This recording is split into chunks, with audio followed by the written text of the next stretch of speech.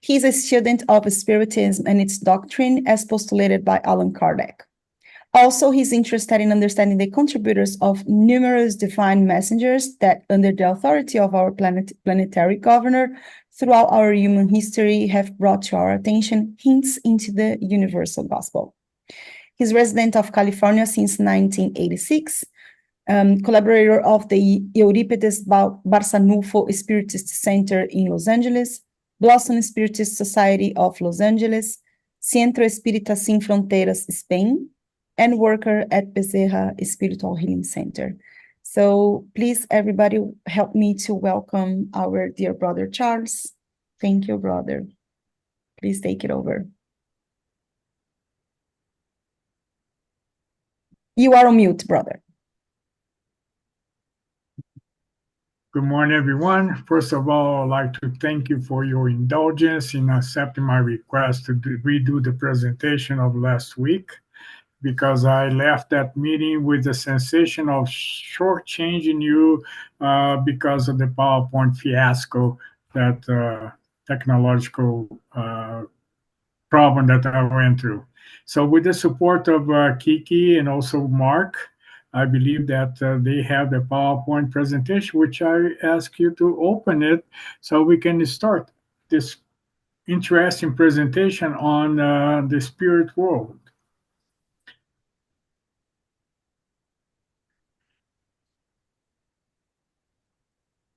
Mark, you have it? You want me to open it? I was just going to ask you the same question. I can, if you give me 1 second. No, I have to open it. I don't have it open, but I can do this quickly. Mark is right. Are you, Mark? Charles, I closed it after we got it working. Okay. We still continue. That's a very interesting question for us, because in one of the questions of the Spirits book, Allan Kardec asked the spirits, would the spirits interfere in our lives? I think this is one example of what's going on, that understand that technology is also part of the spiritual world, because it is vibration. All right, so here we go. So today we're talking about the world of spirits. And go ahead, Kiki. The presentation has us going to the second slide.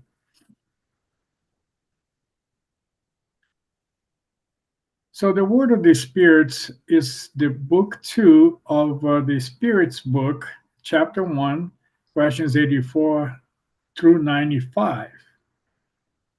So, and we just went to the celebration of the launching of the Spirits book on April 18th, right? All right, here we go. The origin and nature of the spirits. So the question is posed on the book. What is the definition of spirit? So here is what the spirits answered. The spirits can be defined as intelligent beings. I highlighted that because that's a very important concept, intelligent beings. That means there are other kinds of beings out there that are not intelligent. What kind of beings are those? We're talking about different realms. For example, the mineral realms, we have rocks, we have water. So these are elements or beings that don't have exposed to intelligence. So they populate the entire universe and can be found well beyond the boundaries of the material world. So beings are not necessarily just you and I, or things that we understand as beings. Please, Kiki.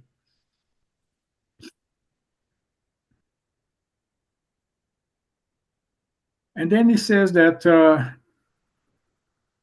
the discussions about word spirit is used here to mean the individuality of incorporeal beings. What are incorporeal beings? So if we have, let's say, a piece of rock, that's some sort of a being. However, it's a material being, concrete. It does not have any essence or the intelligent principle in it yet. So incorporeal beings will be anyone that has a presence that is being incorporated in the physical world. So I'll take us to the point of is a tree a incorporeal being?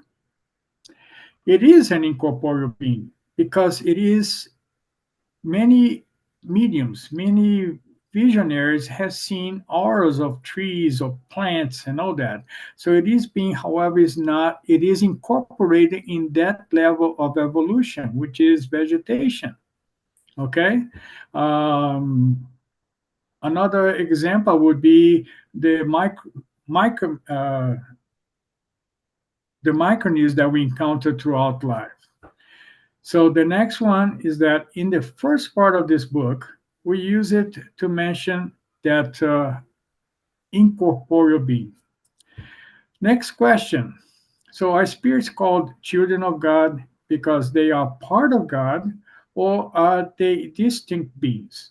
So some believe that when we pass, when we go back into the spiritual world, we reunite with this big mass, which is God, but in reality, spirits are the work of God, just as machine is the work of engineer who makes it.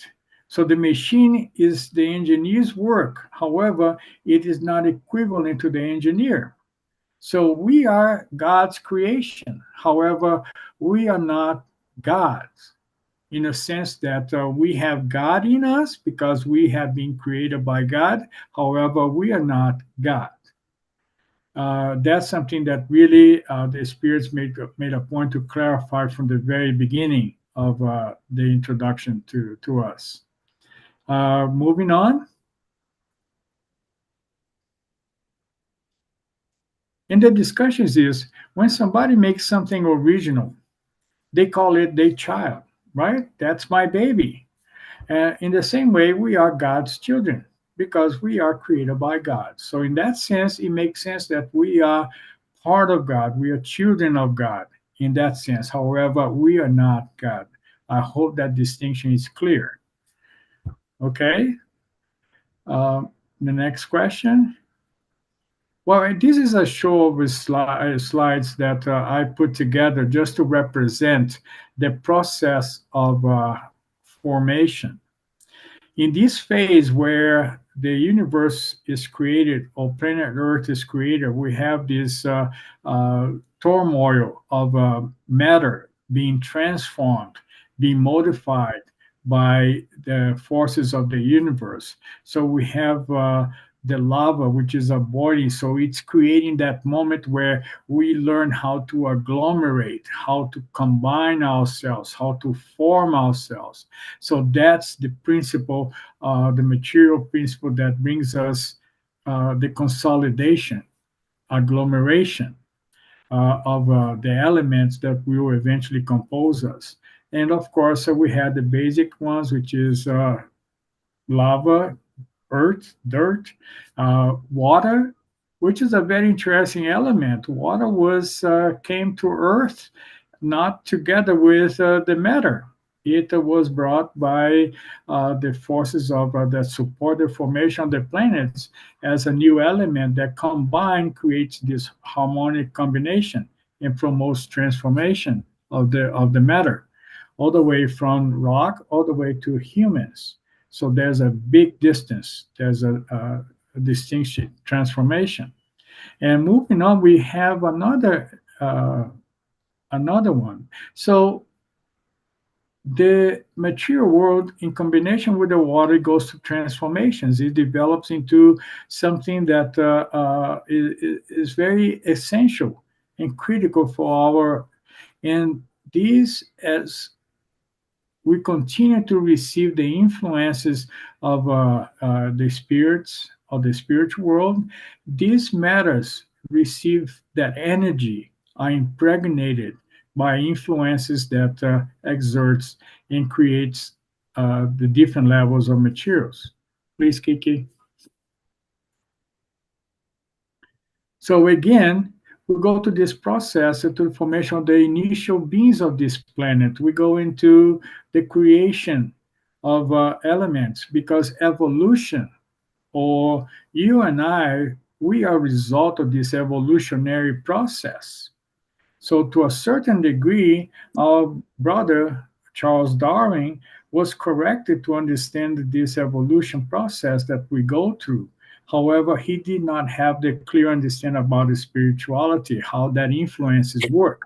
Because for his understanding, it's just a natural cause. There's no God, there's no spirituality, it's just evolutionary process. But eventually, we come to understand because we are ready to receive that information, and that's the event of the spiritism that help us to do that. Kiki? So as human beings came into play in this reality, our action in the world impregnated everything with our influences, so that we start transforming and modifying matter, because the process of spiritualization is not just our privilege. Matter also goes through a process of spiritualization, if you can understand that. So, because eventually that rock will move through evolutionary process, become vegetation, and when they are in the stage of vegetation, that's when the principles of pulsation starts to play in. For example, take an example of a tree. A tree absorbs the water from the ground. So that is the principle that creates the pulsation that brings circulation in today in our body. That's how, where we bring the aspect of blood being pulsating through our system. So it comes from that type of moment in evolution. So we are a result of this evolutionary progress. I don't know if you have any questions about that, or if you understand what I'm discussing, but that's very important to understand that everything contributes for the evolution of everybody that's part of this system, the planetary system. Thank you, Kiki.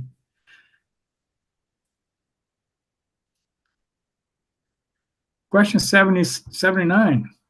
As the intelligent and material principles are the two general elements of the universe, is it safe to say that the spirits are formed out of the former and physical bodies out of the later? Huh. I don't know if it's clear the question, but the answer is exactly. The spirits are the individualization of the intelligent principle. So as matter evolves, okay, and alongside we are receiving influences of other spirits that are more advanced, that is influencing the formation of the planet, we also evolve along. So we are the individualization of the intelligence principle. So that's how important that is for us to understand that matters helps spirits evolve, and the spirits helps matter evolve. So it's an exchange of prosperity, I would say. Moving on. And we're not even on question 84 yet. So, number 80. Is the creation of spirits always going on? Or did it only take place at a beginning of time? The pause is intentional. It is always going on. So God never ceases to create. So that means that we're not here from the very beginning. Again, as I mentioned before, we are a result of this evolutionary process. We evolve into what we are today. And we have the examples of Christical beings like Jesus, our brother, who is in a different stage of evolution than we are. However, we are all on that path of evolution. It may take a while, may take sooner for some, may take longer for others, but that's our destination. We will continue to evolve. Because I don't know if you have thought about it, once you get to the level of being a mineral, being a vegetation, and being an animal, being a human being. What comes next? And we have several stages before we get to that point of perfect human beings. We have more stages before we get to angelical beings, and we have other stages before becoming Christical beings. So to get to the level of Christ, it's a very superior type of position. Okay, and of course, from where we are, we cannot reach those realms because we don't have that ability. We're not endowed to reach that ability just yet. We have to continue to evolve and progress. However, thank you to our enlightened spirits and superior spirits that we have these messengers that comes to teach us, Moses, Abraham, and all the others that came in between, Krishna, Buddha, and all that came in to contribute for our evolution. They are advanced spirits that kind of help us evolve by scaffolding our evolution process. And I can imagine what's above Christ. Hmm. All right, Kiki. 81. Are spirits formed spontaneously or do they evolve from each other? Interesting question. Intriguing. If spirits are created by God's will, who understands God's will? My goodness. Like everything else, however, we reiterate the origin of the spirit is one of those things that transcend our comprehension. So I'm you and I, we are aware that there are all kinds of people interesting questions, try to find the answers for everything. Some people try to find when the universe was created. Was it the Big Bang? Was it not the Big Bang? And so on. But it's beyond our capacity to understand yet. But eventually we'll get to that point where we will have greater understanding of it because full understanding of everything uh, it's way above my pay grade, that's for sure. Moving on. So here's just an example of how we humans are interfering or contributing to this transformation. As an artist goes into this object and transform it and makes it so beautiful, it's that object is impregnated with the energy of the artist that created that. And eventually, that vase that we see over there, so beautiful, will crumble, will become essence, will become energy. And that essence is the one that goes into this, I don't know what it's called in reality, but that vibration goes into a position where spirits that are able to manipulate that material, transmute it into something that becomes part of us. As they say that we are all made of particles of the stars, that's what they mean. The particles of this object is eventually transforms itself. I'll use an example of a kitchen table. Kitchen table made of wood, right? So a tree that created that energy of a being that has life one day was cut down and transformed into a table. That table is sitting on a dining area in the dining room of a house where families are sitting around that table. So that table is receiving the influence of everyone that touches it or everyone that is connected to it. So that wood that eventually will turn into dust is energized, it moves on to a different level. So that creates a sense of harmony, bringing together, and everything is connected. Well, that was just an example. Moving on, please. This will be quicker. Do spirits constitute a different world from the one we see? Answer: yes. Click, please. Okay, is the spiritual world the principal one in the order of things? Answer, yes. Okay, so basically here we're talking about, does the spirit constitute a different world from the one we see? Yes. Okay, so we are part of something else. We are not the physical, we are a spiritual world.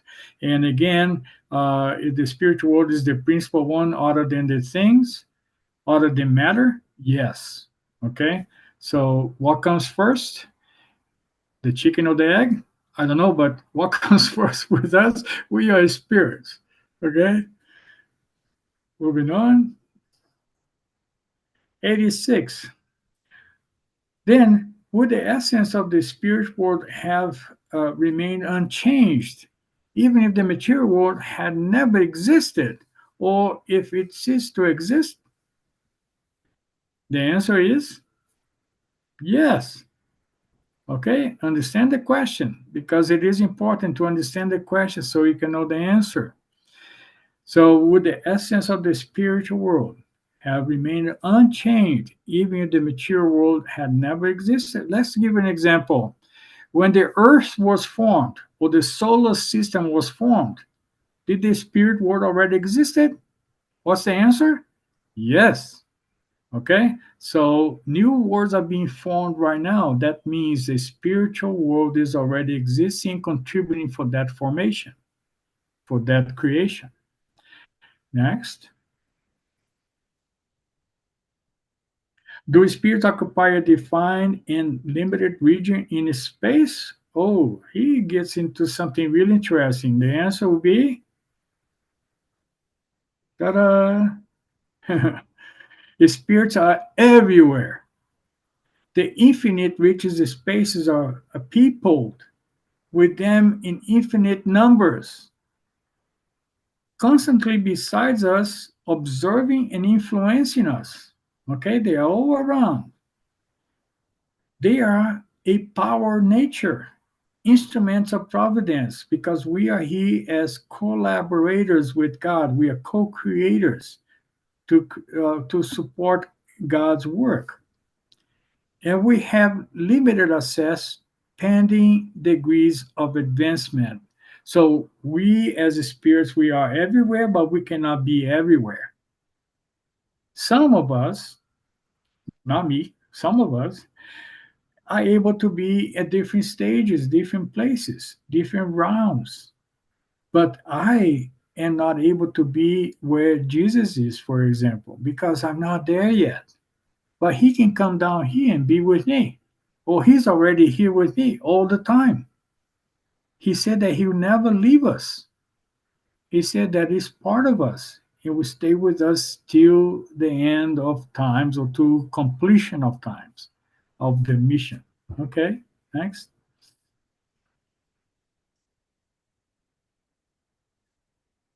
Okay. Do spirits have a well defined?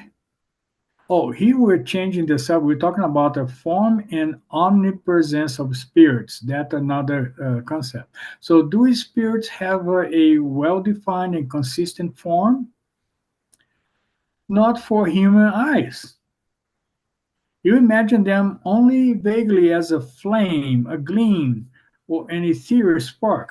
But for us, they have a form. So those that are more advanced, they can see us not as we just see a light or a flame, a gleam, but spirits do have form.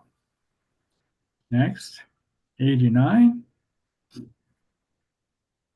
Do spirits have a well-defined? Okay, there's a sub question. Is the flame or spark of any color? If you can see it, it will appear to you to vary form, a dull, a dull gray to a perfect brilliance, according to the degree of a spirit's purity. So, from dark to light. So, becoming enlightened is to reach that level where we are closer to the divine rather than closer to the matter. So that's why we have a degradation or a degrees of intensity of this light that we meet. Next, please. Do spirits use up measurable time when transporting themselves through space? Huh, interesting. Yes, but the emotion is rapid as thought. So we're going to be studying about this omnipresence of spirits. How fast can we move? Because we are in the spirit, the intelligent principle is everywhere. So we can be on planet Mars by just thinking about it. We can move ourselves in thought as the speed of thought, which is faster than, of course, the speed of light. But, anyways, yes, we can move around and have an idea about the time distance where we're going. Next.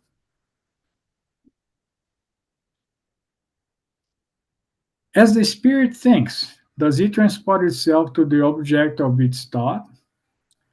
Wherever an intent thought is, that's also where the spirit is. Isn't that wonderful? If I am going, let's say,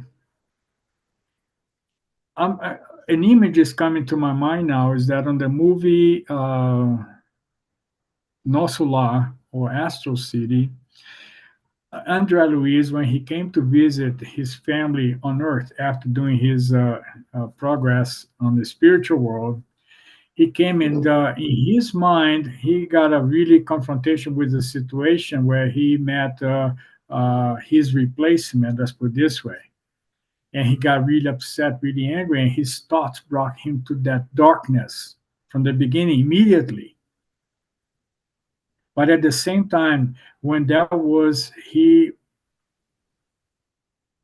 went back and decided to, okay, wait a minute, this is not real. I can move this. So everything became okay again because of that flexibility that your thoughts. So if you are thinking of some situation that is darkness, that can be transformed if you will it. You can change that into something that is positive and enlightening by just bringing yourself to that place. So if I am going through some challenges and difficulties, and if I block myself in thinking about that, I may stay there for a while. However, I can change my thinking and call for help and ask superior spirits to assist me on taking me out of this place and moving on to a better place. So it is possible. Question 90. As a spirit thinks, does it transport itself to the object of its thought? After all, it is the spirit who thinks. Thought is only an attribute. The spirit is wherever the thought focuses with intent. Wow. So it's the spirit who thinks, is not our brain, is not our mind that really think. The spirit, which it comes before everything that is material, wherever our intention is, that's where we'll be. Next. So when a spirit travels from one place to another, is it conscious of the distance? Oh, some type of man. Covered and is suddenly transported to a place at once? A spirit can travel either way. Okay, a spirit can travel either way. Next. It all depends on the spirit's will and its degree of purity. Of course, you cannot ask a child to make this kind of effort without that mental preparation. But if you are an evolved spirit, then you can will it and be where your purity degree allows you to be. So we have examples of omnipresence or spirits that being in one place could be in another place at the same time. However, it requires a lot of training, a lot of understanding and investment for you to be able to do that. We have the example of Euripides Barçanufo, one of the beginners of spiritism in Brazil, where he was teaching in a classroom, and at the same time he would go to miles away to assist on a delivery of a pregnant mother that was going through a birth of a child and support that process and still be in that classroom at the same time. And this is verified by witnesses that understood and understand that process. But it depends on the purity of an evolution of that spirit. I'm not in that category, that's for sure. Next, please. I think Tanya wants to say something. Tanya, you have your hands on. It's just in this question, Charles. I remember one time in our healing service, we have a very higher message for a higher realms, and I doubt as a medium, I doubt myself, and I say I'm not perfect to receive a message from the highers, no, and how that spirit in the highers can come to visit us right here, and the message was from the spirit is a mental communication from where we are in other, even in other galaxies. We can communicating with you, and you can communicate with us, like the human being can communicate with them and they can communicate with us. It's through Yeah, thoughts and through the mind. Very interesting. Thank you. Yeah, thank you, Tanya. That's a very good example of how it goes. Um, and that's what we are here doing, is studying this so we can understand the principles of spirits evolutionary. So that's important. Moving on, Kiki. So does metal obstruct a spirit's movement? No, the spirits can pass through anything: air, earth, water, fire, equally penetrable to them. So no material obstacles can stop us from moving around. However, it depends on our purity, on our understanding of these laws. Remember the movie Ghost, where that brother that was on a locked in a subways in New York, he could not move from his place because he didn't know how to move things around. So it depends. It depends on our degrees of understanding and comprehension of how these laws work. Next, please. 92. Do spirits have a gift of omnipresence? In other words, can a spirit divide itself or exist at several points of space at the same time? Okay, pay attention to this question and answer that before we go to the next slide to yourself. You don't need to share that, but think about it and answer for yourself, because the answer is this. Kiki? No, it cannot experience self-division. Each, however, is a center which radiates in all directions. Consider the sun. So the idea is about the concept of radiation. Just like the sun, uh, it shines everywhere. However, the sun cannot split itself and we cannot have two suns on both sides of the planet, because that's not how it works. However, it can emanate the radiation and be present. Now, if it's going to materialize in one area, that doesn't mean that it's going to disappear. It's just that its intention its awareness, or will focus on materializing in one spot. We have examples of, just like I said, Euripides Bassanufo, that he was teaching in a classroom, and miles away he would show up in a different location and physically assist with the delivery of a baby. So it's not that he split himself into two. He had that ability to project himself and kind of physically materialize or manifest itself in another location, but he was not split into two or three or four. No. Moving on. I think that Pepe has his hand on. Pepe, you want to say Okay. something? Pepe. Yes, I have a question. In case that the spirit is already reincarnated, if we speak with the spirit, will the spirit come as the new reincarnation, or would be, I don't know. Well, I would go to the example of Jesus Christ. Jesus Christ, while he was here with us, that doesn't mean, because let's say it this way, he's the governor of the planet. Was he take a leave of absence from his job as a governor of the planet just to be uh, materialized on our planet while he was here? Somebody was replacing him. Was that a vice governor or something? Of course not. But there were other spirits that were assisting in that complex situation that he was involved with.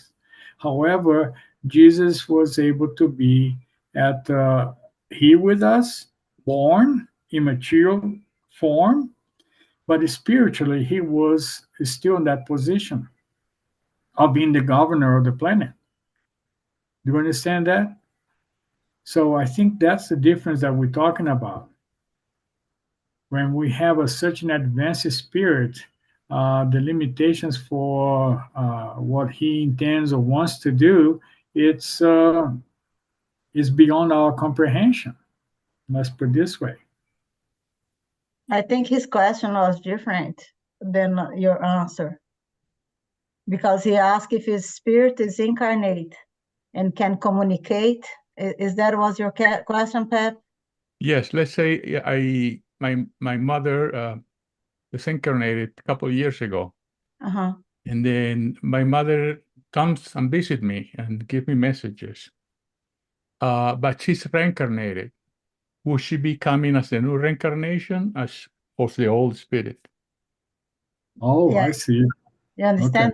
Okay. Yeah, I understand. Well, my ignorant question or answer for that is that because she's in a different physical experience. When you are in a spiritual level, let's say if she's incarnated and she wants to communicate with you, that's why we have the moment of separation of the body when we go to sleep, where we go into the spiritual realm and we connect with those that are connected to us in here. However, my mother could be in another country somewhere. And if it is important for me to communicate with her, I will do that at this spiritual state. And that's the privilege that we have when we sleep. We go into that state, we go into spirit. However, it's a Or in a complex. deep, forgive me to interrupt you, or in a deep meditation. Yes, And when meditation. you're in the very deep meditation, the soul will go with me sometimes. Like I'm here, I have family in Portugal, in Brazil. So sometimes something happened over there that I do not know, but I feel something happened very dangerous or need some help.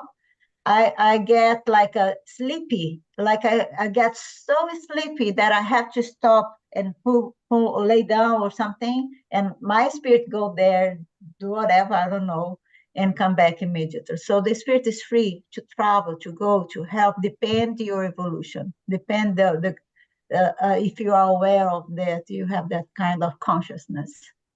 Isn't it, Charles? Well, that's a very interesting perspective, Pepe, because that doesn't mean, for example, that Tanya, when she goes to visit with relatives in Portugal, for whatever reason, that she will come back with a full memory of that encounter because she's at a different state of mind. So she may go assist in whatever needs they have over there, but when coming back and becoming conscious here at our level, she may not have a full recollection of what transpired.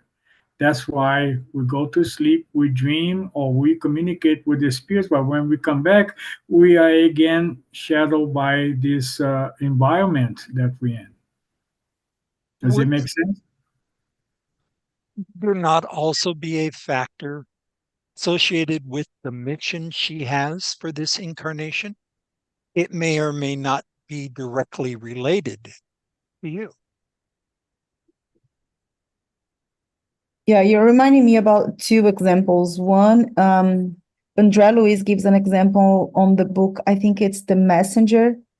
I think it's Right. The Messenger, where there is the case of, I won't remember the name of the people, but there is this case of a man who he was about to have a stroke, and his mother, she was still incarnated, but in spirit she goes and asks for support, and then the support arrives. So not necessarily she was able to go there, and they don't speak the reasons why, but she was able to, in spirit, ask for support because she could feel. So very similar to what Tanya is saying.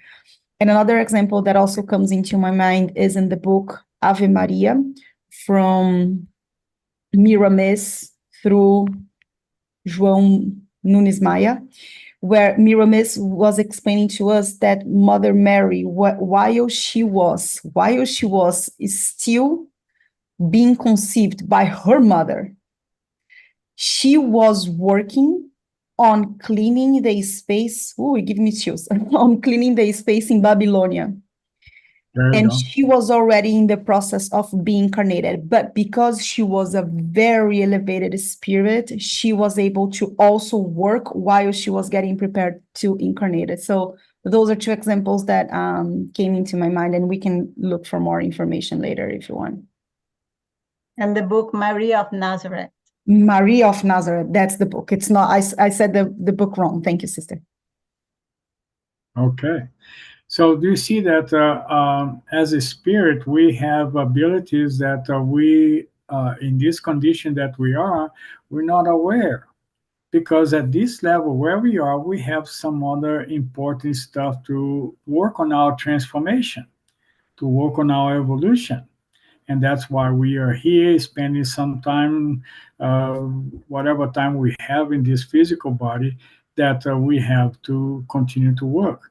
That's why a great emphasis of spiritism is the inner reform or the transformation, interior transformation, because the matter will continue to evolve and we are making contributions here to help our brothers and sisters by our physical presence. However, we have our own evolution to process, and that's on us. Yeah. Okay, what's next, Kiki? I'm sure that we're close to an end. Okay, so do Holy Spirit have the same power of radiation? There is considerable difference among them in this respect. It depends on the degree of the purity. Again, that's what we're talking about. It depends on our evolution, our ability to understand and really to work with this ability. Next, Kiki, there's a discussion. So I spirits enclosed. Okay, yeah. No, I think that was it. Yeah, 93. Are spirits enclosed by an envelope of some sort? Or we're talking about the perispirit and the spiritual body. Like, so that's something that, what's the next, Kiki? That's to be continued.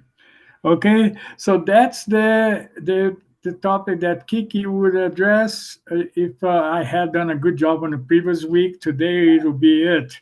Is that we need to really focus on the perispirit, the spiritual body.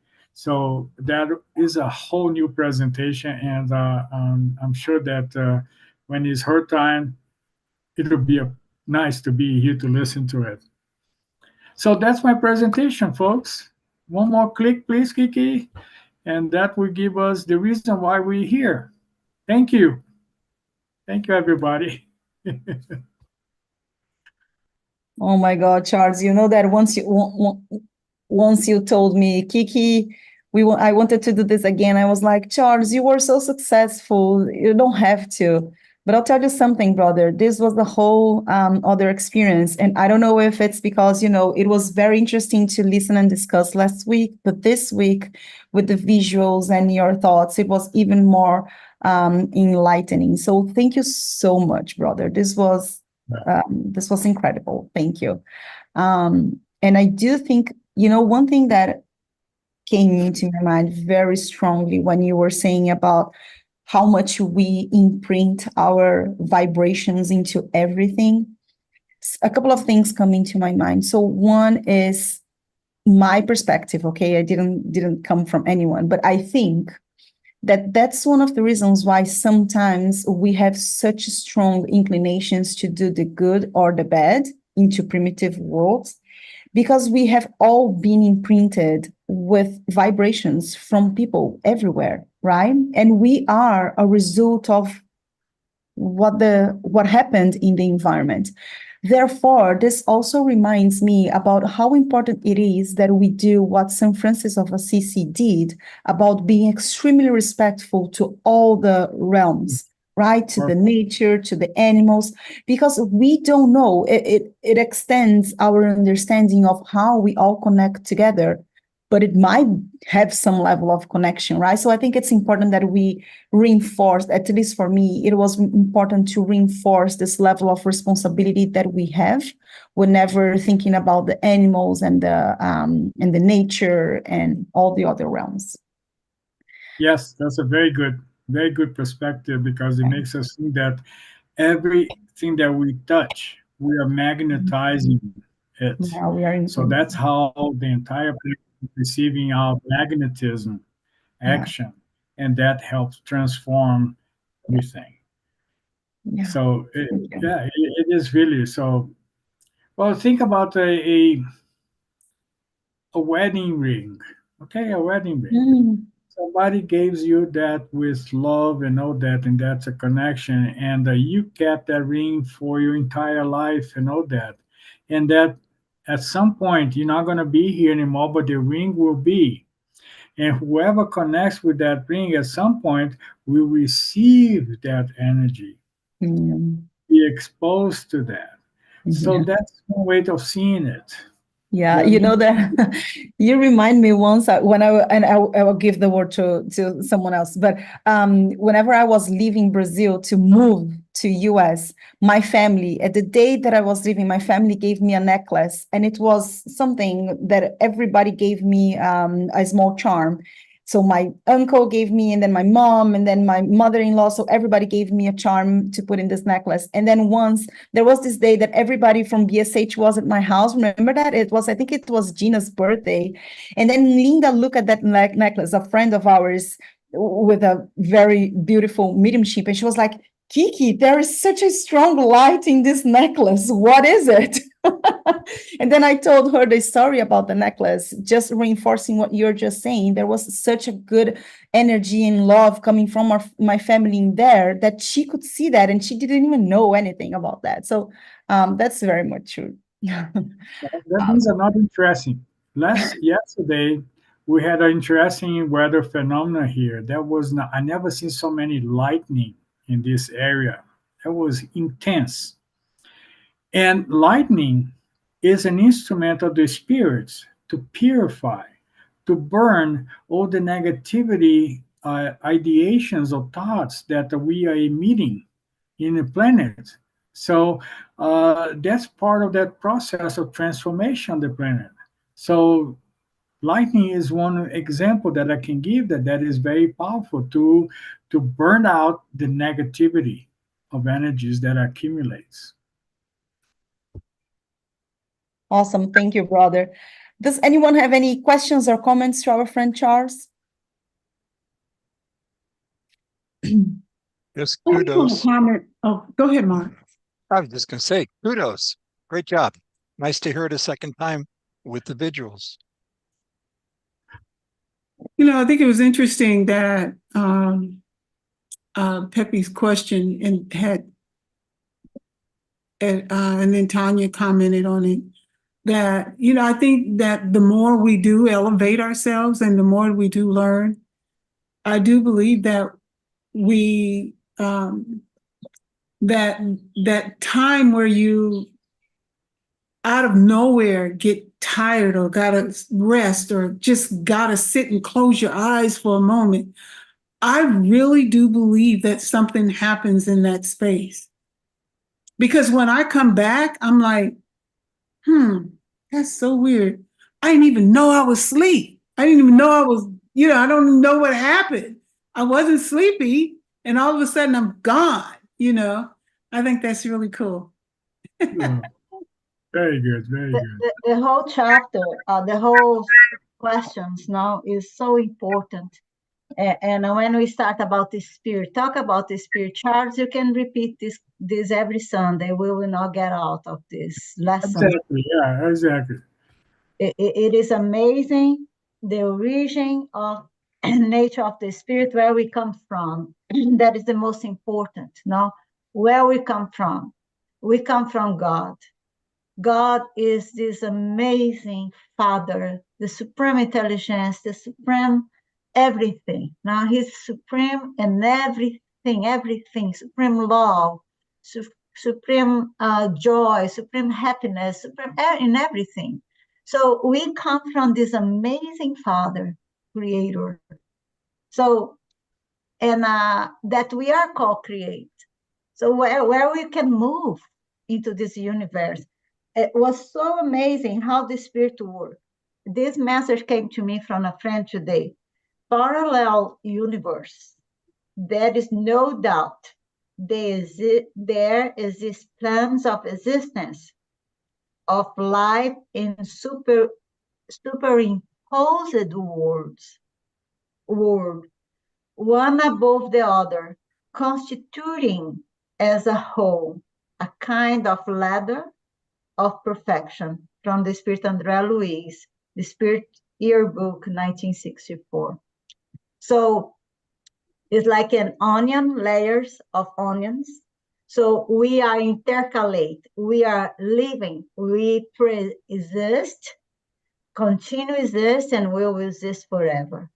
So whatever we have lived before, remember time travel, everything that we have lived before is not disappeared, is not deleted. Right. Everything is still there. Remember, when you have a memory from your birth or your childhood, or something happened when you were, for example, 12 years old. Everybody remembers something on your childhood, doesn't you? Don't you? So what we are remember, it is that registered inside of us, or is that energy that we create or was created in that environment continue alive? Remember the sun? The last question was perfect example of that. The sun is still there by shining its light and will permeate everywhere, even under the seas, the rivers, everywhere this life will persist and exist and is there. We cannot change it. We cannot go there and change it, but we can modify the impression that it causes on ourselves, for good or for bad. If something bad happened or traumatized us, we go back to that time and we modify the way we feel it, the way we lived in that energy. We cannot modify it. Whatever is done is done. but we can change the vibration. We vibrate, we emanate as the sun all the time, all the time. So it's so beautiful. That is the spirit. Yeah. Imagine the sun. For me, that is the best. Imagine the sun. We are suns, irradiating the lights in any time of pre-existence, existence, and future life. Thanks so much. If I may close with just one little comment about a study. Well, because the studies about this has been going on for years, but Cambridge a few years back came up with a study on hugs. Hugs has a tremendous impact on mental health. However, they measured the hugs and all that to see the effect of hugging on other people, how beneficial it is. When you hug, it needs to last at least a minimum of 20 seconds for you to be able to really transfer that energy to somebody. And they recommended that each of us should have at least 12 hugs a day of that kind of hug. So when you're writing a letter, when you're working, when you're talking to somebody, somehow we are generating that kind of energy, that kind of radiation, that kind of involvement. So I feel like hugging somebody, but oh, I think this is a good way for us to start the second part, Charles. Let us all hug each other while doing the meditation, because this is a beautiful way to transfer energy, right? Hug yourself. Yeah, and feel hugged. Feel hugged. Thank you so much, brother. Well, imagine all these friends around us that is giving us that hug right now. Amen. Awesome. Thank you so much, Charles. Thank you, everyone, for your participation. This was a very, this was amazing service. So for those who are watching us on YouTube, we are going to close and we will start our second part. Everybody's welcome to join us. So if you look for the link on our BSH, BSH.org website, you'll be able to find our Zoom and you will be able to join us. Otherwise, we'll see you next week. And for those who are here at Zoom, we'll meet you in